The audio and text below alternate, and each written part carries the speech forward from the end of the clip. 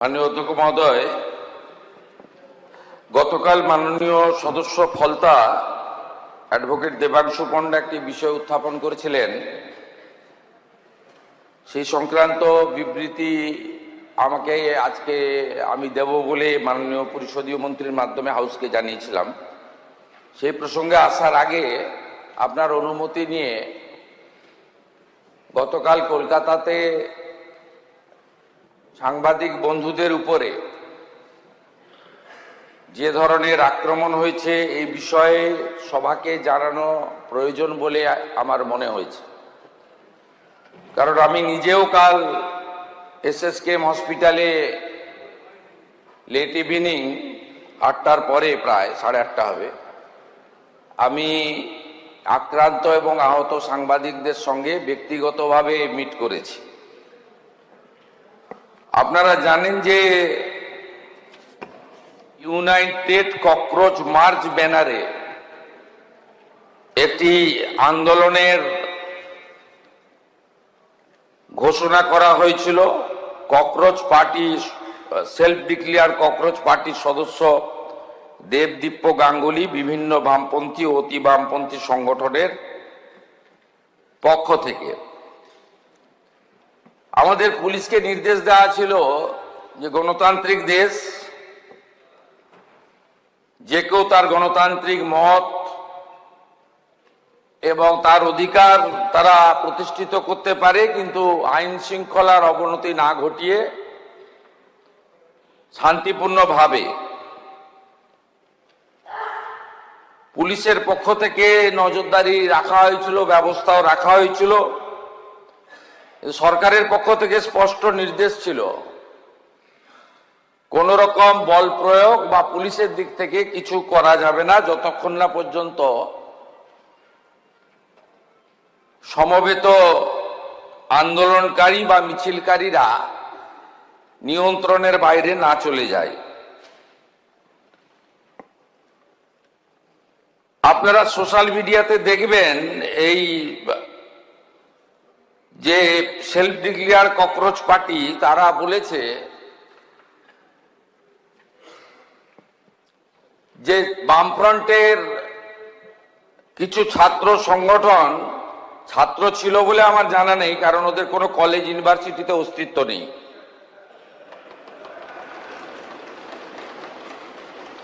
তারা এই কর্মসূচিতে ঢুকে পড়ে।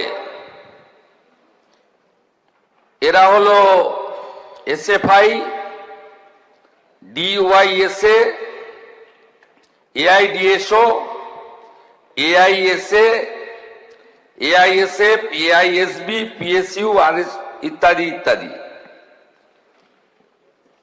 এই মিছিল শান্তিপূর্ণভাবে এগোচ্ছিল।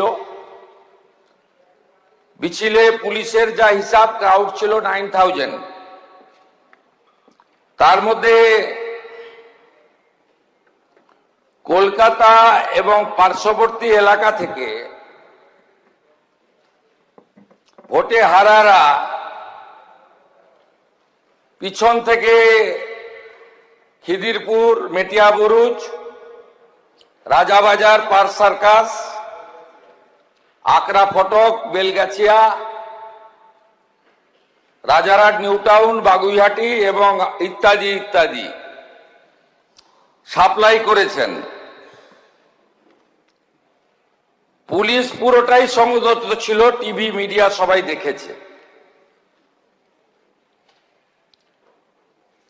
পরবর্তীকালে যখন ডোরিনা ক্রসিং এ আসে, প্রথমে জুতো এবং বোতল দিয়ে শুরু করে,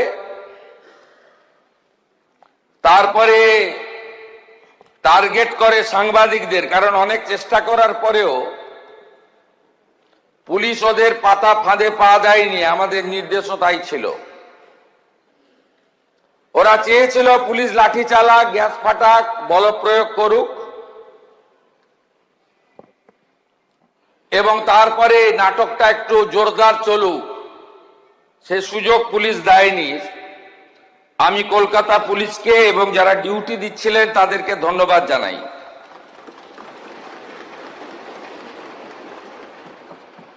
অল্প বিস্তর আহত হয়ে মেডিকেল নেননি, চলে গেছেন এমন সাংবাদিক অনেক বন্ধু থাকতে পারেন। 6 জন সাংবাদিক বন্ধু যারা গুরুতর জখম হয়েছেন, রক্তপাত হয়েছে, তারা সরকারি হসপিটালে চিকিৎসা নিয়েছেন। দীপঙ্কর দাশগুপ্ত, মাখন পাত্র, সুমন মহাপাত্র, রিক পুরকায়স্থ, শিলাদিত্য কর, কৃষ্ণেন্দু মজুমদার। ইতিমধ্যে সাংবাদিক বন্ধুদের কাছ থেকে আমরা লিখিত অভিযোগ পেয়েছি। মোট 6টি মামলা রুজু করা হয়েছে এবং এই মামলাগুলিতে এই বিধানসভা থেকে পাস হওয়া গুন্ডা দমন আইন যুক্ত করা হয়েছে।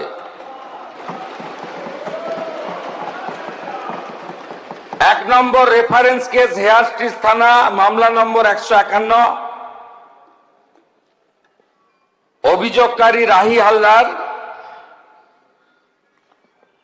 রেফারেন্স 2 হেয়ার স্ট্রিট থানা, মামলা নম্বর 152। এইভাবে মোট সুনির্দিষ্টভাবে 6টি মামলা দেওয়া হয়েছে। মোট 6 না 7টি মামলা, এন্টালি থানাতেও একটি মামলা হয়েছে। এই মামলাগুলোতে গুন্ডা দমন আইনকে যুক্ত করা হয়েছে এবং প্রায় 70 জনকে চিহ্নিত করা হয়েছে, যাদের একজনও ছাত্র নয়, যারা একজনও সেলফ ডিক্লেয়ার ককরোচ পার্টির মেম্বার নয়, যারা একজনও নিট সংক্রান্ত আন্দোলনকারীদের অংশ নয়। 4 জন কুখ্যাত লোকের নাম আমি এখানে বলছি, যাদেরকে আমরা ছাড়বো না। আরো বাকিগুলোর নাম তো আমি এখানে বলে সময় নষ্ট করব না। Afroz of Rajabagan, Nahid of Khidirpur, Tanvir and Nizam of Iqbalpur, Rahul Jamal of Watgunge. এই 5টা গুন্ডার নাম আমি এখানে ঘোষণা করলাম। গুন্ডা দমন আইনে এমন ব্যবস্থা নেব যাতে একদিন নয়, এই গুন্ডাদের 3 পুরুষ মনে রাখে। এই জন্যই গুন্ডা দমন আইন এনেছিলাম, এই জন্যই গুন্ডা দমন আইন রাজ্যপাল মহোদয় পাস করেছে। এর প্রয়োজনীয়তাটা কতটা ছিল বাংলার মানুষ দেখেছে। আমি সমগ্র বিধানসভার পক্ষ থেকে সাংবাদিক বন্ধুদের উপরে শারীরিক আক্রমণের নিন্দা করছি। আমি আশা করব বিধানসভা আমার সঙ্গে একমত হবেন। আমাদের শাসক বেঞ্চের চিফ হুইপ অম্লান ভাদুড়ী, তিনি আমাকে একটু আগেই বলছিলেন যে লাঞ্চের ঘোষণা হলে ভারতীয় জনতা পার্টির বিধায়করা বুকে কালো ব্যাজ লাগিয়ে সংবিধান প্রণেতা আম্বেদকরজির মূর্তির নিচে সাংবাদিকদের উপর আক্রমণের নিন্দা করে একটি কর্মসূচি নিয়েছেন এবং সংবিধানের 4র্থ স্তম্ভ মিডিয়ার কর্মীদের প্রতি সলিডারিটি জানানোর জন্য একটি ছোট্ট প্রয়াস নিয়েছেন। আমি তাকেও স্বাগত এবং ধন্যবাদ জানাচ্ছি। মহোদয়, আপনার অনুমতি নিয়ে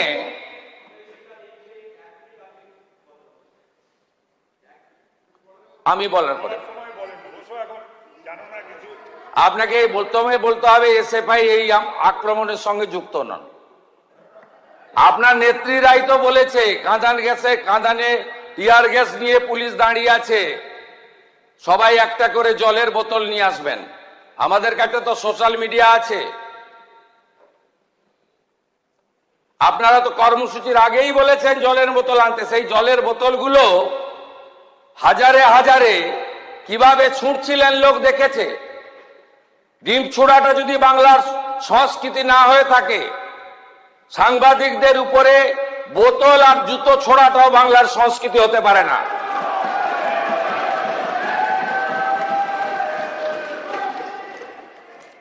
মহোদয়,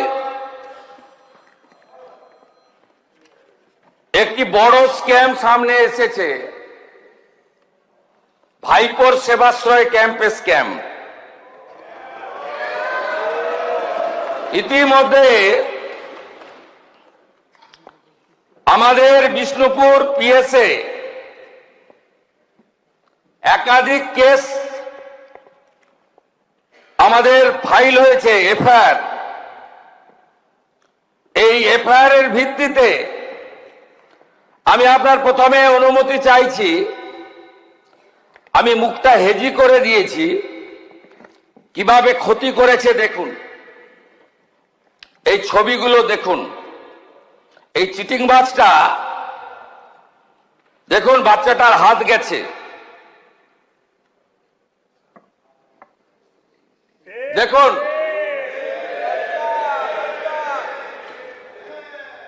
দেখুন আরেকটা বাচ্চাকে কিভাবে বিকলাঙ্গ করেছে দেখুন।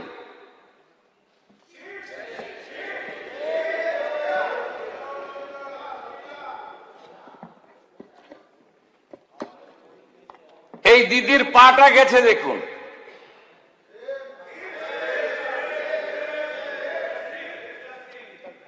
এ যেটা করেছে এই চিটিংবাজ ভাইপো, আল্ট্রাসোনোগ্রাফি মেশিন বাইরে নিয়ে গেছে, এক্সরে মেশিন বাইরে নিয়ে গেছে, সরকারি হসপিটালের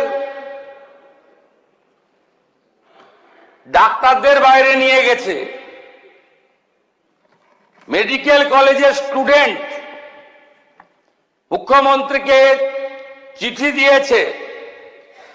মেডিকেল কলেজের স্টুডেন্ট ডাক্তার হতে পারে, চিকিৎসা করতে পারে?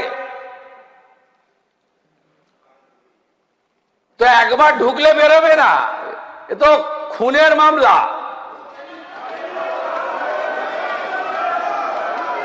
একে কেউ বাঁচাতে পারবে না। এই চিটিংবাজ ভাইপোকে কেউ বাঁচাতে পারবে না। আগে তো সবকে তুলবো। সব আল্ট্রাসোনোগ্রাফি মেশিন সিজ হয়েছে, সব এক্সরে মেশিন সিজ হয়েছে। দিলীপ মন্ডল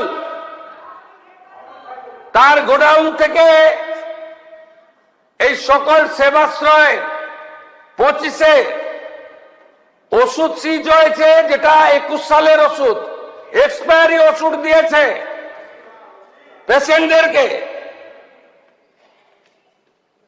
গতকাল আমি একটি চিঠি পেয়েছি অধ্যক্ষ মহোদয়, মাননীয় মুখ্যমন্ত্রী পশ্চিমবঙ্গ সরকার মহাশয়, বিনীত নিবেদন এই যে আমি ডাক্তার রাজীব বিশ্বাস diamond Harbour medical college radiology বিভাগে আরম্ভ চিকিৎসক হিসেবে নিযুক্ত ছিলাম। একজন জুনিয়র চিকিৎসক হিসেবে অভয়া আন্দোলনের সঙ্গে যুক্ত ছিলাম। অভয়া পরবর্তী সময় স্থানীয় নেতাদের প্রচ্ছন্ন মদতে কলেজের প্রিন্সিপাল স্যার এবং কিছু ছাত্রদের ঝামেলার ফলে আন্দোলনে থাকার জন্য হেনস্থার ভয় দিন কাটতে থাকে। আমতলা অডিটোরিয়ামে সেবাশ্রয় নিয়ে জানতে পারি সেই ক্যাম্পে ডিউটি করতে বলা হয়। একজন জুনিয়র চিকিৎসক হিসেবে নিজের সুরক্ষার কথা ভেবে আমি ডিউটি করি। পরবর্তীতে এসডিওর মাঠে মডেল ক্যাম্প ইউএসজি বিভাগ ডিউটি করার জন্য শামীম আহমেদ আমায় ডেকে পাঠান। হাসপাতালে ডিউটির অবসর সময়ে কিছু কিছু দিনে বাকি আর জুনিয়র চিকিৎসকদের মতো আমি শুধু ডিউটি করি। সেবাশ্রী 2-এর সময় পড়াশোনা নিয়ে ব্যস্ত থাকার কারণে ন্যূনতম অংশগ্রহণ করি। আমি একজন জুনিয়র চিকিৎসক, আমায় ক্ষমা সুন্দর দৃষ্টিতে দেখবেন। আমার ভবিষ্যৎ সুরক্ষার্থে আপনার প্রতি আমার আবেদন। রাজীব বিশ্বাস। আমাদের অ্যাকশন টেকেনের রিপোর্ট আপনাদের বলে দিই। আমি তো অনেকগুলো বিষয় বলেছি, ছবি দেখিয়েছি। আমরা এফআইআর এর পরে যে এফআইআর এর নামগুলো অ্যাকিউজড হিসেবে পাওয়া গেছে, আমি তদন্তের প্রক্রিয়ার স্বার্থে নামগুলো এখানে বলছি না। আমরা যে অ্যাকশন টেকেন নিয়েছি 7/7/2024, আমরা letter sent to honourable doctor Ajit Kumar Mohanty, secretary department of atomic energy, GOI। 7/7/2026, letter sent to honourable AK Balasubramaniam, chairperson atomic energy regulatory board of India, having the office of the Niyamak Bhavan, Mumbai, Maharashtra. 7/7/2026, letter to principal secretary department of health এবং family welfare. 17/7, letter sent to chief medical officer, south 24 Pargana. 15/7, seize some document and photograph related for those medical camp from the complainant। তারপরে আমরা যেগুলো করেছি, X-ray machine সিজ করেছি, আমরা USG machine সিজ করেছি, আমরা expiry সমস্ত ওষুধ সিজ করেছি। এবং এই খাতে পূর্ব মেদিনীপুর জেলা শাসক এবং দক্ষিণ 24 পরগনা জেলা শাসক ডায়মন্ড হারবার এবং নন্দীগ্রামের সেবাশ্রয় প্রকল্পের মাধ্যমে সরকারি যে অর্থ ব্যয় হয়েছে, সরকারি যে ডাক্তারদের ডিউটিতে লাগানো হয়েছিল, সেগুলো আমরা করেছি। আমি মাননীয় সদস্য দেবাংশু পণ্ডা মহোদয় গতকাল যে অভিযোগ করেছিলেন, তার ভিত্তিতে আমি সবাকে এবং বাংলার জনগণকে আশ্বস্ত করতে চাই যে আমরা এই ব্যাপারে রাজ্য পুলিশের CID, STF, দক্ষিণ 24 পরগনা জেলা পুলিশকে নিয়ে, তার সঙ্গে আমাদের মেডিকেল এক্সপার্টদের নিয়ে আমরা ব্যাপক অভিযান এবং ব্যাপক তদন্তের কাজ করছি। মানুষের জীবন নিয়ে যারা ক্ষতি করেছেন এবং এই ক্যাম্পে যারা ক্ষতিগ্রস্ত হয়েছেন, তাদের প্রত্যেকটি অভিযোগকে এফআইআর হিসেবে ট্রিট করা হয়েছে। এবং আপনারা নিশ্চিন্ত থাকুন, এত বড় জঘন্য অপরাধ এই পশ্চিমবঙ্গে এই মেডিকেল ক্যাম্প নিয়ে ভাইপো করেছে, তার সাকরেতরা করেছে, তাদের একজনকেও ছাড়ার কোনো সিন নেই। সময় কথা বলবে, টাইম উইল স্পিক। আমরা আট ঘাট বেঁধে প্রস্তুতি নিয়ে সমস্ত তথ্য জোগাড় করে এভিডেন্স নিয়ে ভারতীয় ন্যায় সংহিতা অনুযায়ী কাজ করছি। যথা সময়ে বৃক্ষ তুমি কে, ফলে না পরিচয়তে। ভালো থাকবেন।